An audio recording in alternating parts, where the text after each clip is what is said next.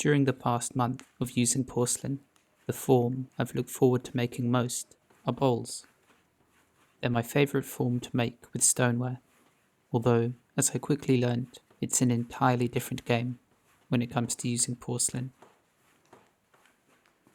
The slightly grogged, high-iron stoneware that I normally use can be thrown really quite roughly.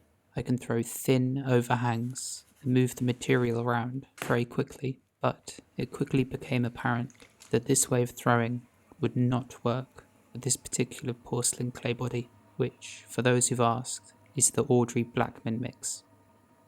As usual, the process begins by centering the clay. This is a process of coning it up and down numerous times and forcing the mass into the middle of the wheel.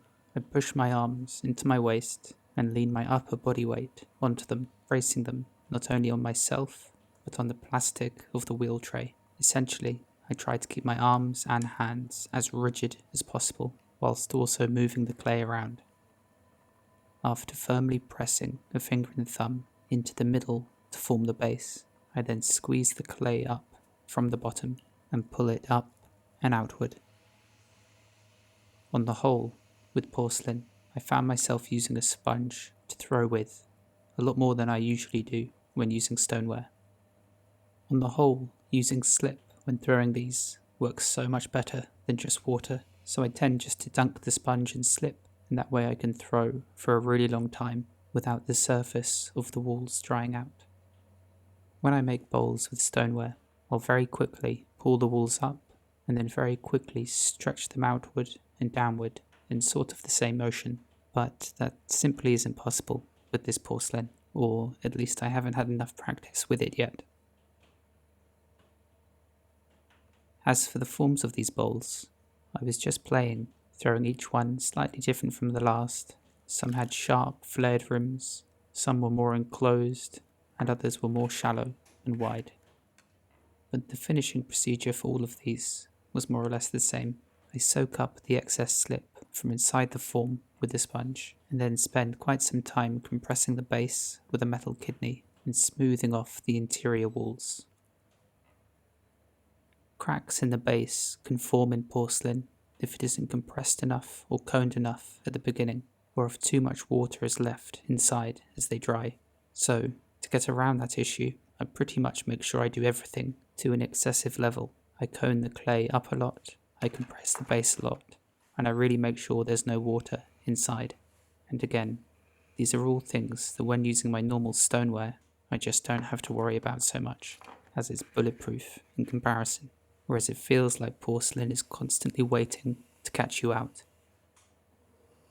Before removing the bowl from the wheel, I scrape away excess slip from the bat, just so they don't stay too wet for too long, as that can cause these MDF throwing bats to distort and fray. So there's one successful bowl. There were certainly others throughout this morning that didn't go so well.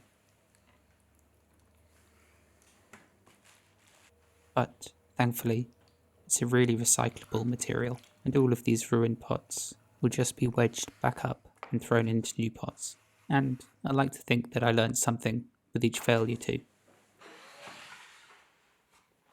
The next day, once the bowls are entirely leather hard, I can begin to trim them. This is altogether a more familiar process as compared to the throwing. I tap center the bowl into the middle of the wheel and secure it in place with 3 lugs of clay, and once it's spinning securely in the middle of the wheel, I'll begin to trim. Initially, I just remove clay from the outside walls. As I trim, my left hand stays on top, applying constant downward pressure as the bowl, while held securely, could jump out from its restraints if the tool were to suddenly catch on something, or perhaps more commonly, one of the clay lugs that's holding it in place dries out, moves, and suddenly the bowl begins to wobble or undulate, and eventually that vibration shakes free one of the lugs, and then the bowl will quickly spin off center. So, another reason for the hand being there is that you can preemptively feel any of these undulations that start to occur, which is much better than having 2 hands on the tool, which I occasionally see some beginners do. And by doing that, you're sort of missing out on an additional sense as the bowl moves blindly, as 2 hands straddle the turning tool. Yet, that doesn't mean that my 2 hands can't work together. If you watch, throughout this process, my 2 thumbs often rest against each other, and my thumb on top, which doesn't move so much, almost acts like an anchor for the one beneath, the one that's firmly gripping the turning tool. Once the lower section of the walls have been trimmed, I begin to shape the actual foot itself. I trim 2 angled facets around the base, and then I begin to trim away clay from inside the foot to form the footwell itself. And I've made some simple cross sections to help illustrate what I'm going to discuss now, and that's how deep the inside of the footwell should be trimmed to. This is how it looks before I begin turning away the inside of the footwell. As I trim downward, this is the portion I hollow out. In some instances I see that this is the depth that some potters trim to and seem satisfied with, although for me there's something inherently uncomfortable about this, as if it's been left half finished. In my eyes, the form and curvature of a bowl should be continuous, as if the foot ring has been stuck on a perfect curve, like so. In reality, what I mean by this is that the depth of the inside of the foot ring should match where the walls finish on the outside of the foot ring, rather than the internal depth of the foot being higher than the outside walls. So that's what I'm aiming for as I turn downward, and that's also why it's important that the shape that you've thrown inside the bowl is consistent, as if it's thinner or thicker in some areas or has a peculiar shape. It could be more difficult to trim even walls on the outside and the foot itself. As I trim downward, I'm also constantly checking the thickness of the base. If it feels flimsy or moves whatsoever, I know that either the base is too thin or that the clay is too soft to be trimming. Whereas if it feels solid and I can push down and it barely alters whatsoever, if at all, then I know there's still plenty of material to trim through. But perhaps more than any of those, I'm following a visual cue. If the outside walls of my foot ring at this stage are considerably lower than the internal base of the footwell, then I again know that there's ample material to trim down through, provided my thrown shape on the inside is consistent. In some cases though, when trimming the footwell, I'll actually end up going deeper than the outside walls, and when that happens, it generally means that I can continue to remove material from the outside of the footwell. Even with all those considerations, if you're ever unsure, the best thing to do is to simply remove the pot from the wheel and with a thumb and index finger run them over the walls of the pot to judge the thickness yourself and to feel exactly where there might be too much clay or too little.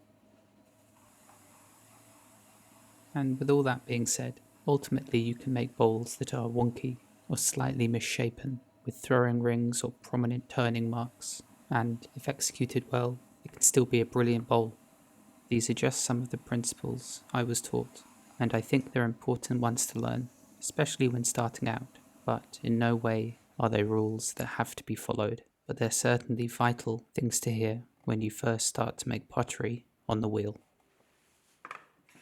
I stamp in my maker's mark, which, as you can see, displaces a small amount of clay upward, so I just turn that small bump away, before refining the last of these edges that encircle the foot ring.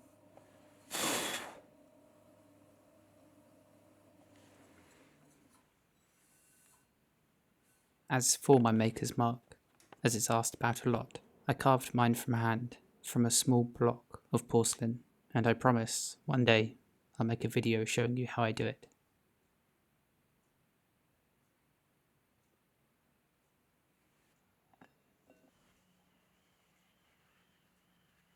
So that's it for this first shape.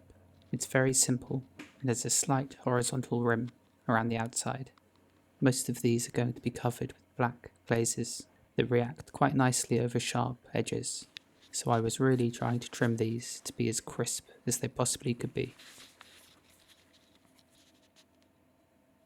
After feeling the cross-section of this next piece, I knew immediately that I had to trim the rim section of this bowl, which is usually partially hidden by the lugs of clay that I position around the bowl to hold it in place. So in order to trim that area, I place on top one of my spinners so I can apply a lot of downward pressure to hold the bowl firmly in place as I turn near the rim of the piece.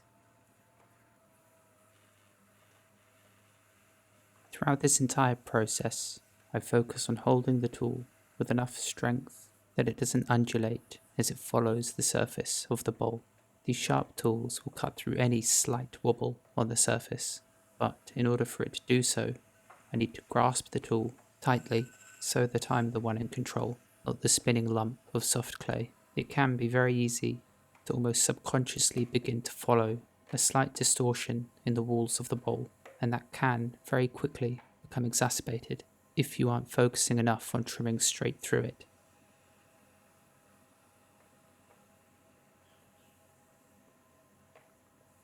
Once I'm content with the trimmed walls, I'll remove the spinner so that I can begin to turn the top, or what will be the foot ring, the base of the bowl. Now trimmed, it's easier to grasp and position, and then I gently tap center it into the middle, which is a process I have made a whole video about, and I'll leave a link to that on the screen now and in the description below. I then push 3 lumps of soft porcelain around the rim, each positioned like the points of a triangle, equally spaced around the bowl. Now that it's held more securely from the bottom, I can begin to trim more thoroughly. I'd say a handful of these bowls are thrown a bit on the thick side, but that isn't something I mind, as it means I can trim them quite thoroughly, so they're exactly how I imagine. And once again, now that the lower sections of the walls have been trimmed, I turn in 2 distinct facets into the foot ring. One slopes inward towards my hand, and the other mirrors it, sloping inward to meet the corner of the wall. This facet creates a groove, and this groove is something you see quite commonly on bowl forms, as it creates a glaze catch, so that during the firing, as the glaze flows slightly down that very curvaceous surface, it pools and gathers in that groove, instead of flooding over onto the kiln shelf. It equally acts as a handle, almost, and makes the bowl much easier to hold via the foot. Once the outer portion of the form is complete, I can begin to slowly remove clay from inside the foot ring, and this really is something I just do bit by bit, but I do think I'm somewhat limited by my tools here.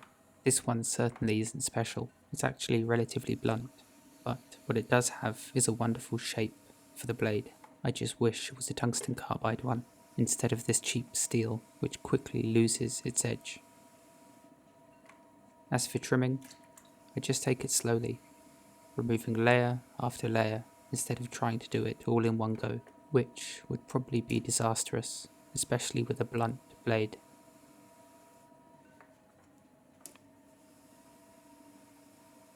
To check thickness, I either push slightly or tap. A lower thud indicates that there's still quite a lot of material to trim through, and a higher pitched noise means that it's quite thin, and in some cases you can even feel the clay move as you tap it, which is a clear indicator it's thin enough. On the inside of the foot, I mirror the facet on the outside with the angle on the inside, so that they come to a point together where the actual flat base is, the part of the pot that will come into contact with any surface it's placed upon. Once all trimmed, I then use the pads of my fingers to just soften any completely razor sharp edges there might be. And in this case, I was almost happy with it, but the rim was a tiny bit too round for my liking, so I just trimmed a slight beveled edge leading from the inside of the form to the outside corner, and this is an instance where a very sharp tool really helps, as my inside hand is barely applying any downward pressure, as otherwise it would deform the thinly trimmed base. And this is an instance where my bison turning tools really come into a world of their own, as they just slice through the clay like butter, which makes for a wonderfully satisfying process, and is probably why I love to trim so much. Thanks so much for watching, especially to those who always make it to the end. Let me know if you did, and I'll see you next week.